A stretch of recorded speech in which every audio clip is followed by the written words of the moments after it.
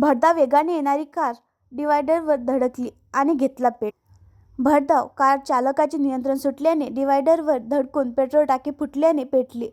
या अपघातात एकाचा कारमध्येच जळून कोळसा झाल्याने मृत्यू झाला आहे, तर परिसरातील नागरिकांनी कारमधील चौघांना बाहेर काढून त्यांचे प्राण वाचवले.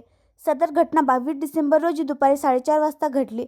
अमरावती येथून खामगाव मार्गे उज्जैनला दर्शनासाठी जाणाऱ्या भाविकांच्या भरधाव कार क्रमांक MH24W1904 चे खामगाव अकोला मार्गावरील हॉटेल सुदर्शनजवळ टायर फुटल्याने सदर कार डिव्हायडरवर जाऊन धडकली.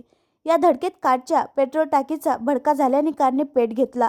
यावेळी परिसरातील नागरिकांनी धावपळ करत आग विझवण्याचा प्रयत्न केला व कारमधील महिलांसह चौघांना बाहेर काढून त्याचे प्राण वाचवण्यात यश मिळवले, परंतु कारमधील चालकाचा जागीच जळून कोळसा झाल्याने त्याचा मृत्यू झाला.